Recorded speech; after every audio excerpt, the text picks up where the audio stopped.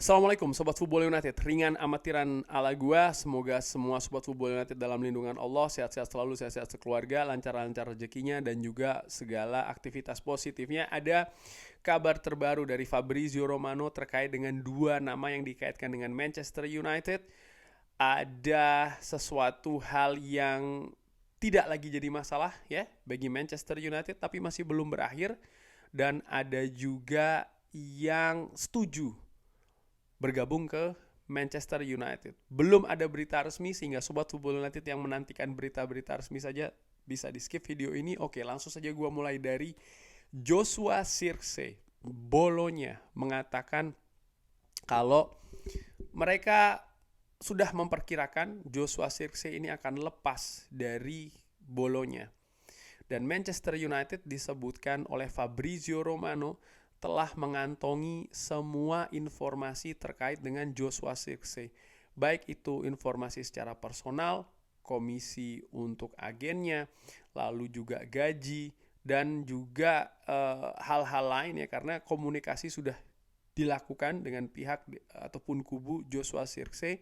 Manchester United juga sudah mengetahui berapa angka untuk release clause ya, untuk membebaskan atau mendatangkan Joshua Zirkzee dari Bolonya, kapan release clause tersebut aktif dan kapan akan berakhir. Manchester United sudah memiliki informasi-informasi tersebut, dan dari Fabrizio Romano menyebutkan angka-angka yang ditawarkan oleh Bolonya, release clause dalam hal ini, dan juga hal-hal personal dari kubu Joshua Zirkzee berupa gaji, berupa komisi agens, dan juga hal-hal lain, ini tidak menjadi masalah bagi Manchester United. Artinya angka-angka tersebut, angka-angka yang Manchester United bisa penuhi.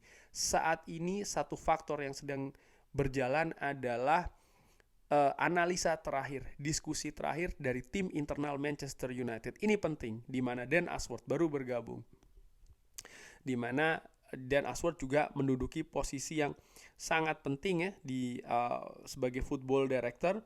Lalu juga ada posisi lain di klub tentu saja yang baru bergabung, Christopher Vivell sebagai Director of Recruitment, tentu saja berhubungan dengan rekrutmen ya.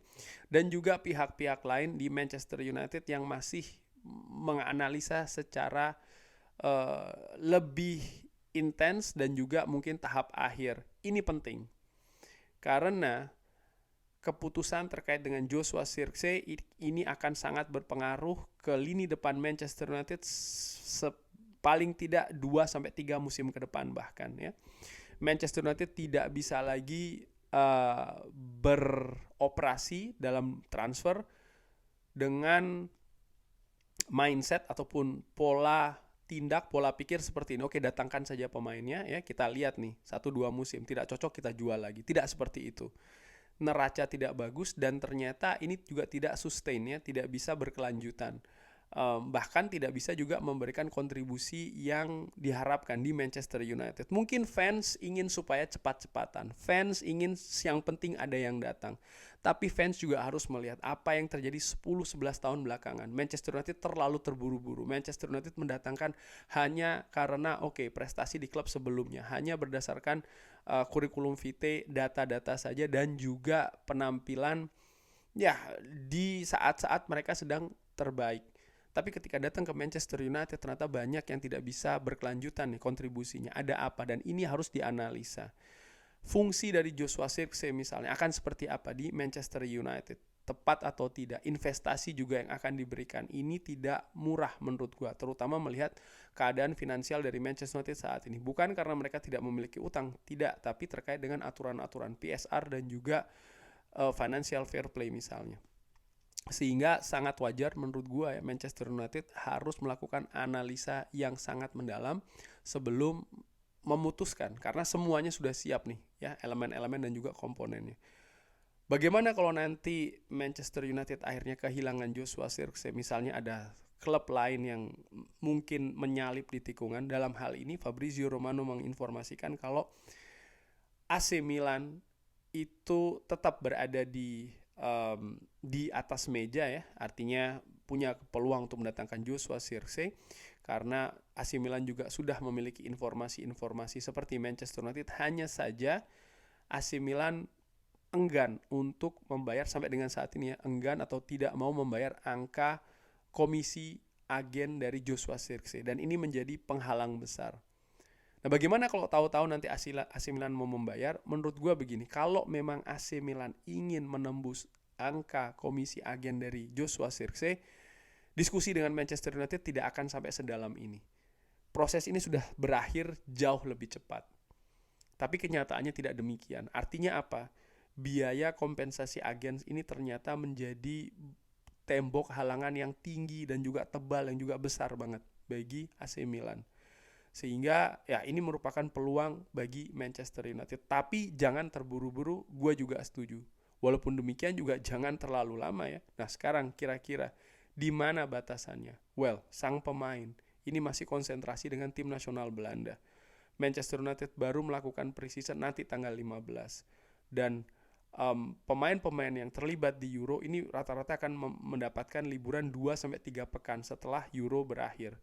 Artinya apa? Secepat apapun keputusan terkait dengan Joshua Zirkzee ya dia baru bisa bergabung juga ada jangka waktunya, sehingga Manchester United sekali lagi harus memperhatikan hal tersebut secara detail, komprehensif, mendalam. Yes, gue sepakat, tapi jangan sampai ya terlalu lama ya. Batasannya paling tidak ya sekitar pre-season lah. Itu terkait dengan Joshua Zirkzee. Dan sekarang tentang Matthijs de Ligt, kabar terbaru dari Fabrizio Romano mengatakan kubu dari Manchester United secara formal, secara resmi sudah melakukan diskusi, pembicaraan, komunikasi dengan Bayern Munchen.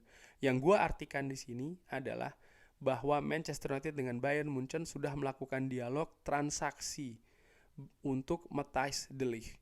Kubu Matthijs de Ligt dikabarkan oleh Fabrizio Romano terbuka untuk meninggalkan Bayern Munchen dan juga sangat terbuka untuk kembali bereuni dengan Erik ten Hag di Manchester United. Jadi kubu dari Matthijs de Ligt sangat terbuka dengan proses perpindahan ini.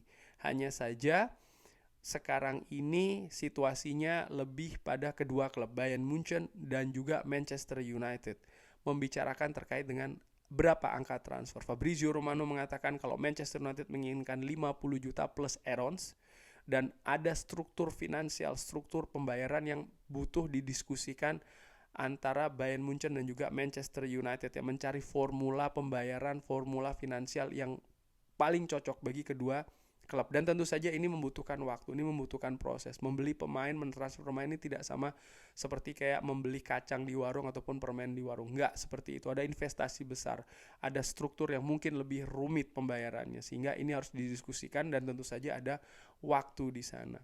Tidak ada tim lain saat ini disebutkan oleh Fabrizio Romano yang melakukan pendekatan dengan Matthijs de Ligt, dan Matthijs de Ligt pun juga tidak melihat ada tim lain selain Manchester United ya sebagai peluang untuk bermain musim depan. Tentu saja Bayern Munchen tetap ada di sana, tapi seperti gue kabarkan tadi, sang pemain sangat terbuka untuk cabut dari Allianz Arena. Nah, dari situ gue melihat bahwa peluang Matthijs de Ligt untuk bergabung ke Manchester United ini sangat besar.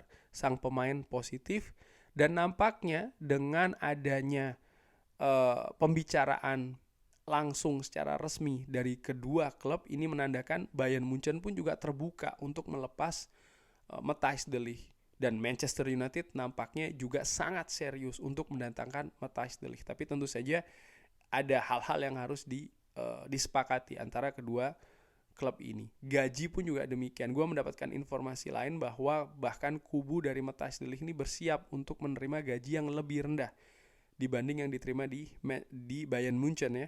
Ini menunjukkan bahwa memang ada ketertarikan yang besar juga dari Matthijs de Ligt untuk bisa bergabung dengan Erik ten Hag, yang disebutkan juga sudah melakukan komunikasi langsung dengan sang pemain. Ini sangat menarik, sangat mungkin Matthijs de Ligt sekali lagi ya menjadi pemain yang datang awal di Old Trafford. Ini sebuah kemungkinan yang sangat besar. Jadi kesimpulannya Joshua Zirkzee ya, ini tidak ada hal yang menghalangi lagi menurut gue ya, dari unsur personal dan juga dari release clause klub. Hanya saja memang Manchester United sedang melakukan analisa screening terakhir, diskusi terakhir internal ya.